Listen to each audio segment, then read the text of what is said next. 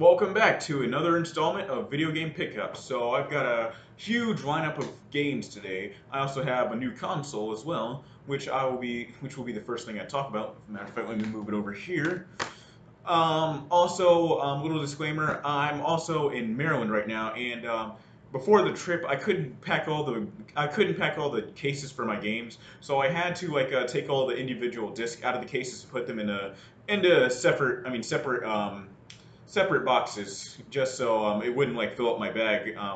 Because I rode a train all the way to Maryland. So, anyways, let's get started. Now we're going to be talking about a new console I got, which was back all the way back in April. Which the last video game pickups episode I did before that, during April was the PSP. No, that was it. So, anyways, I went and got a PS Vita during the month of April. Oh my god, sorry about that, guys. Anyways, I went and got a PlayStation Vita during the month of April. Now, currently, I only have 3 games on it. First one is hold on if I could get it, is the Wolf Among Us. It's sort of a murder mystery meets fantasy. I don't know how to describe it, but it's made by Telltale Games, and it's awesome. The thing is that the PlayStation Vita port is kind of badly optimized, mainly because there's so many frame rate drops, skips, freezes, everything. However, it's still bearable. It's just that it gets annoying whenever you're on a important part of the story. It really, really is annoying.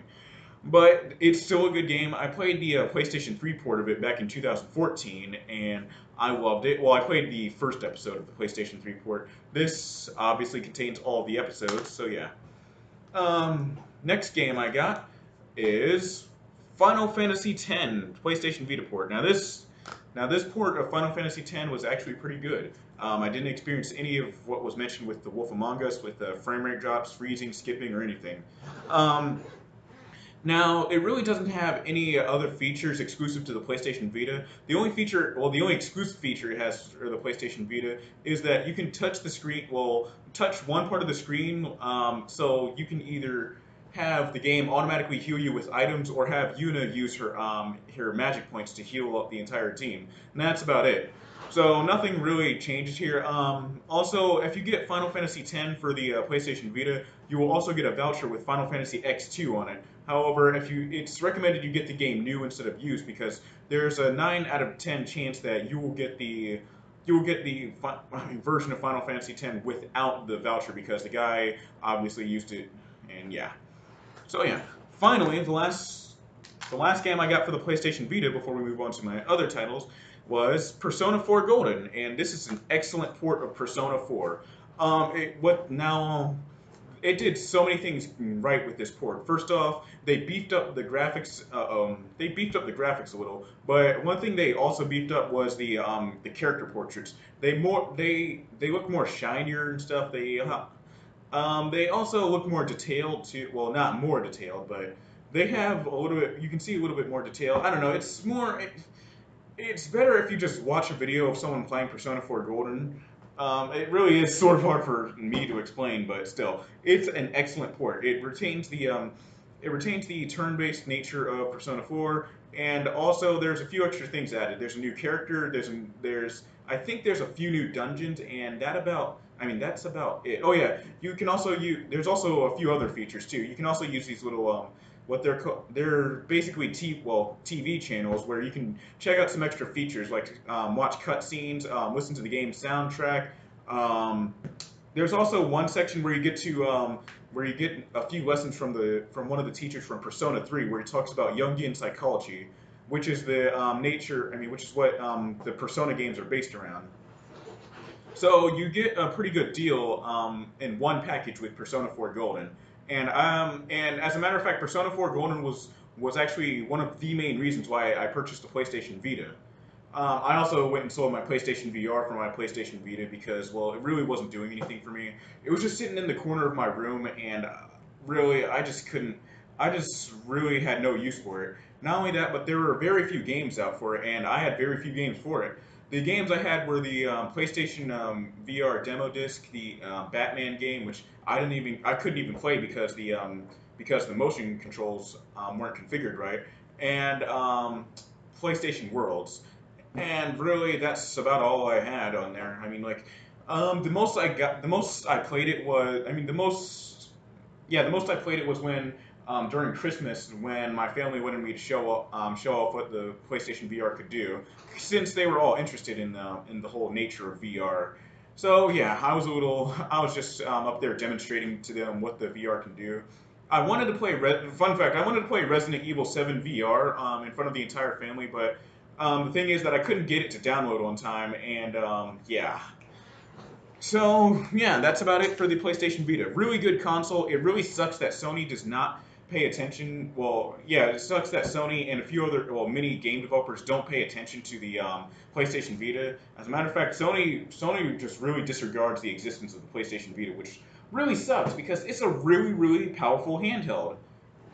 So yeah, let's move on to my home console titles. Now, if you guys are in the DMV area, like well, not DMV, but if you're in like the DC, Maryland area, it's recommended you check out a store in Silver Spring called the Record Exchange. They have lots of vinyl records, CDs, movies, um, yeah, about all that stuff, and they even have games ranging from the NES, the Sega Genesis, to modern day consoles like the PlayStation 4 and stuff. So, anyways, I got two games from the Record Exchange. Well, actually, no, I got more than two games. I messed around and got four games. So here are the four games I got from the Record Exchange. So yeah, if you happen to be in Maryland, go to Silver Spring and to that store because they have lots of stuff for very cheap. So anyways, here are the games I got from the Record Exchange. The first one was Shadow of Mordor, well, Middle Earth Shadow of Mordor. Now, this game is what, well, back when I first saw it, I just thought, I just thought to myself it was just Lord of the Rings with a bit of Assassin's Creed mixed in. It didn't interest me at first. Oh, damn, that was the chair. Sorry about that. It didn't interest me at first, but then as I saw more gameplay of it, I got hooked.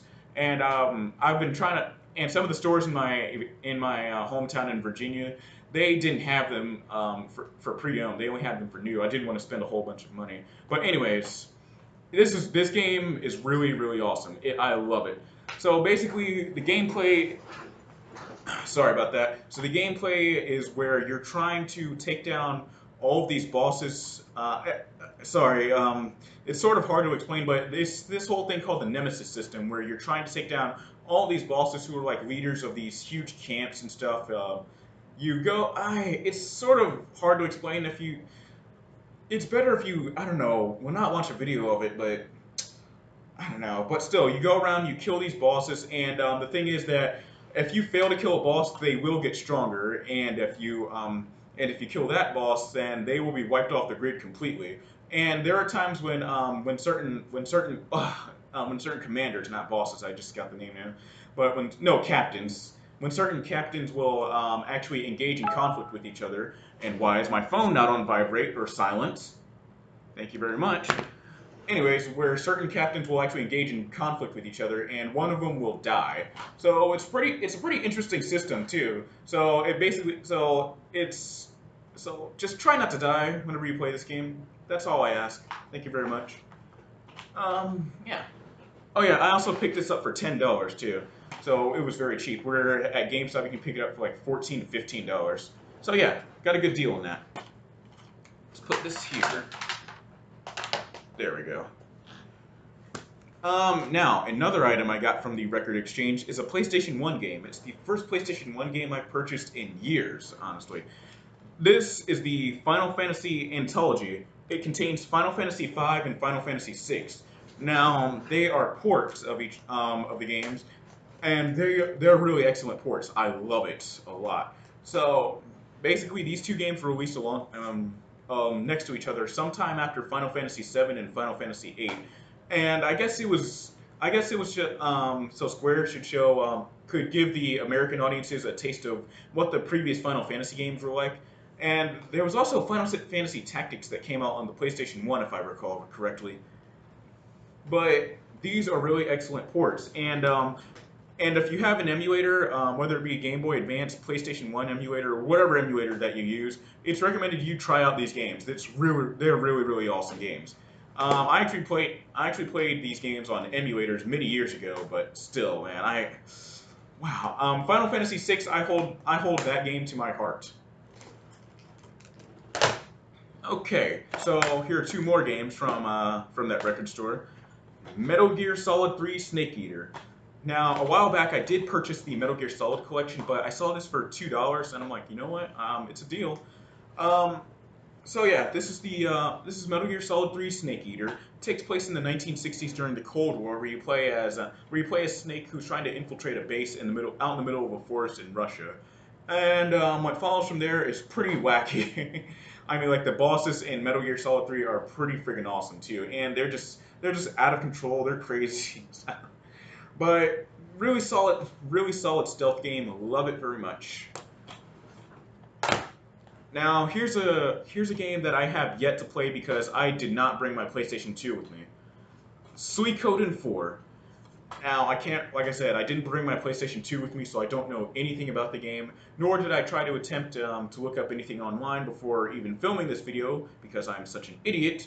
But it's a turn-based RPG. That's what I read about it. Sorry, this is awkward.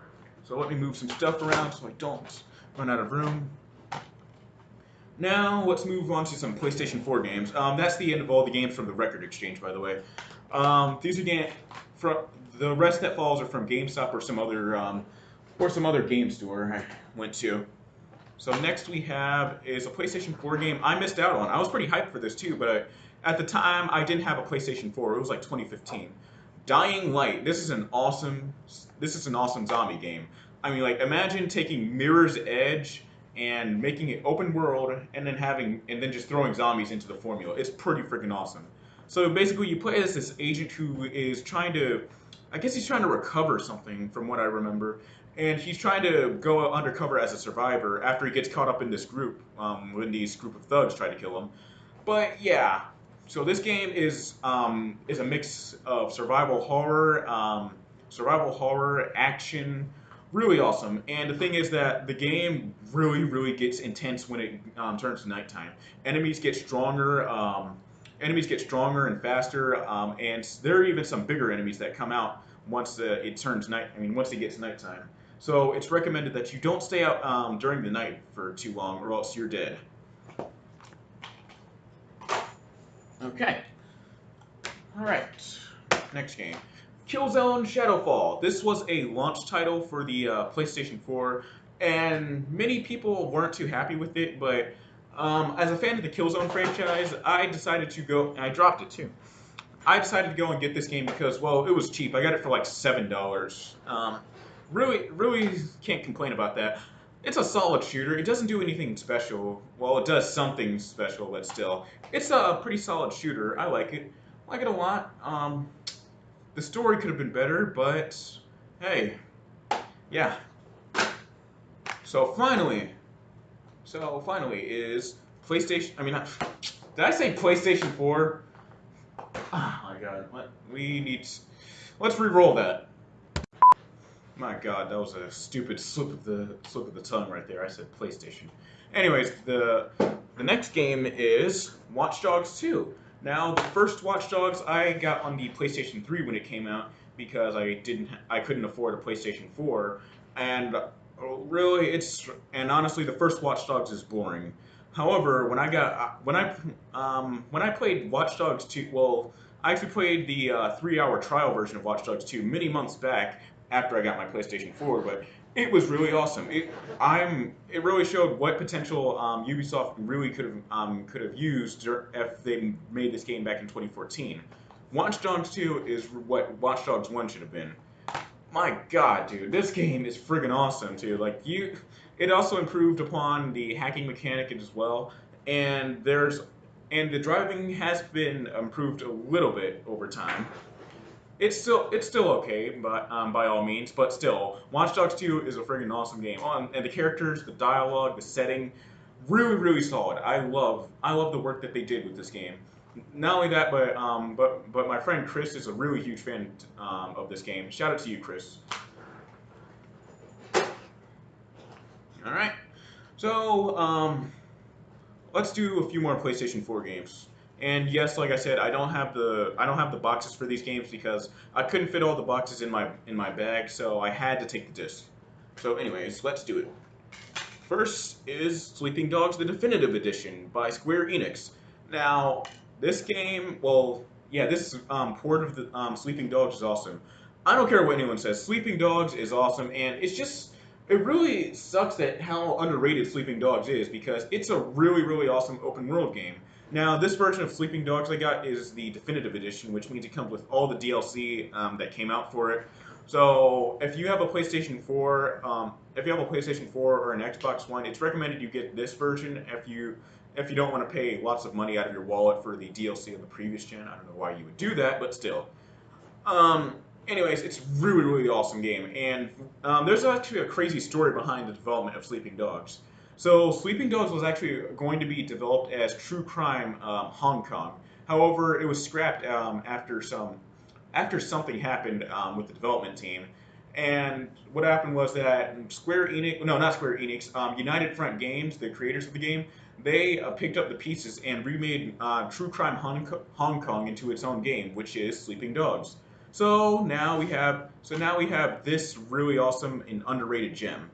Now it's basically an open world game in China, well in Hong Kong, China, and it does so many things right. There's the combat isn't more per se focused on gunplay like most other open world crime games are. Instead, it's more focused on martial arts. So the hand to hand combat is more it works it functions similar to the Batman Arkham system where you press Y or triangle to do a counter, and you also lock onto your enemies too. And one thing I really love about this game is how you can use the environment to your advantage. All you have to do is just hit a button to grab the enemy and then like throw them against the environment. Then you get to perform some instant kill animation, and then yeah, you're all good.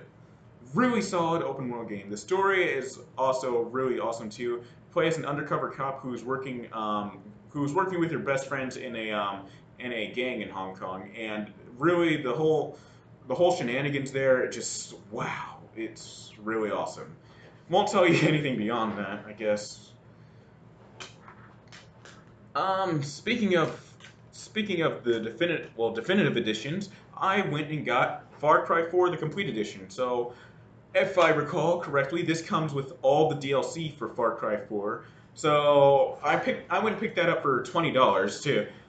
Really fun game, but it doesn't have the same feel as Far Cry 3 or the other past Far Cry games had. I mean, like there weren't as many moments where I felt like I was on the edge of my seat, you know? Like I don't know. The only time I did feel that was during the avalanche at the beginning of the game where you and the freedom fighters are like shooting at some dudes and then some avalanche comes and tumbles down on you. I don't know, but it's still a fun to play Far Cry game. The story is good for the most part, and the main villain I like him a lot, especially because he's voiced by the one and only Troy Baker. Okay, so this game I went and picked it up because well I could. Final Fantasy Type Zero HD. Now it's it's I don't know why I went and picked it up, but I saw it was very cheap too, so I just said screw it, why not? So, anyways, it's an action RPG. I really don't understand much of the story. As a matter of fact, I purchased the game mostly for the action RPG elements. I really could not give less of a crap about the story, sadly, but still, it does some things right, you know, some things wrong. It's just that it's I don't know. I feel a bit mixed on this Final Fantasy game. So, the last PlayStation 4 game, or at least I think so, is a game that I'm currently doing a Let's Play of on my channel, and I'll leave a link to the playlist in the description below. So, anyways, it's Digimon Cyber Sleuth, well, Digimon Story Cyber Sleuth. Now, it's a turn-based Digimon game where you go into this virtual world called Eden, and there's like this whole crazy shenanigans going on with like hackers, account thieves, really crazy stuff too. And then like you get to utilize your Digimon in battle too. Really awesome. The last Digimon game I played was Digimon World. I forgot which Digimon World it was, but still. But I'm glad I got to experience Digimon again, and it's really. Sorry about that.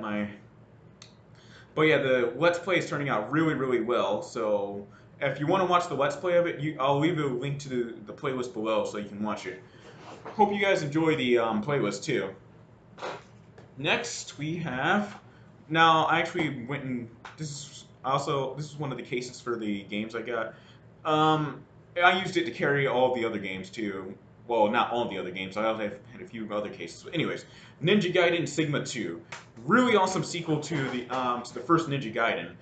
Um, Now, basically, the first level is just really awesome. I mean, like the first level, as a matter of fact, kicks your ass. I mean, I've died so many times just traveling through the level, fighting enemies, only for me to get smeared right across the wall. Like and that's one of the things I love about Ninja Gaiden. It's so unforgiving, especially the enemies too. Uh, oh yeah, but you should play Ninja Gaiden on the NES. Just saying, but still. Ninja Gaiden Sigma is a really awesome hack and slash game, and the story holds up, and I think it's a continuation of Ninja Gaiden Sigma, hence the word Sigma in the name, but still, yeah, awesome game. Alright, so I got a whole bunch of PlayStation 3 games here.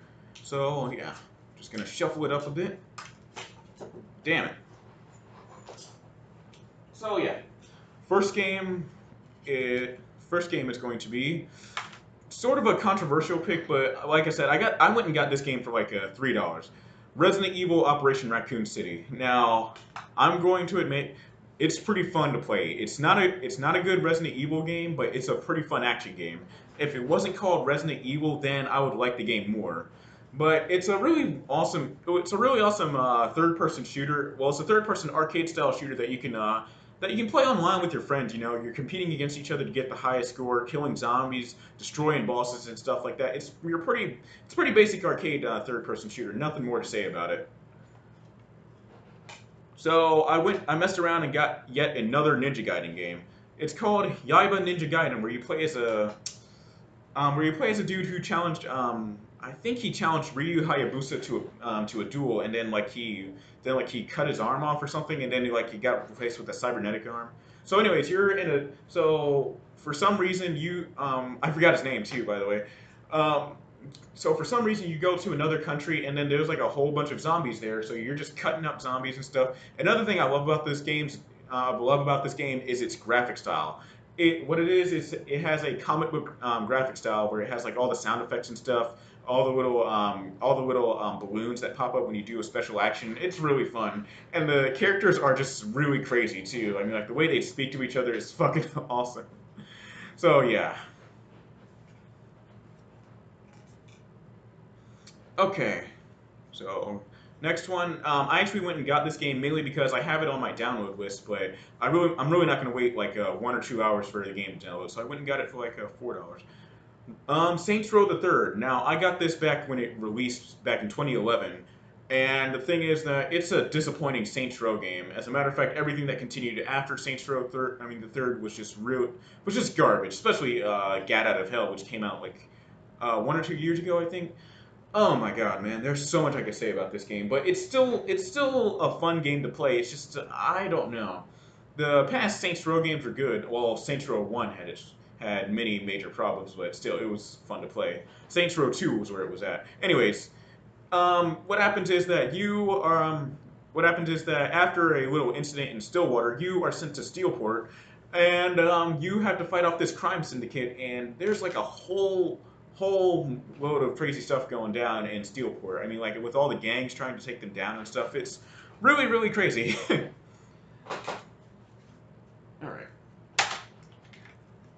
The next game I have here is Ratchet and Clank Future: A Crack in Time. So this game, I didn't play through much of it. I played through like the first 2 levels, and I don't know what I did after that. But anyways, Ratchet and Clank Future.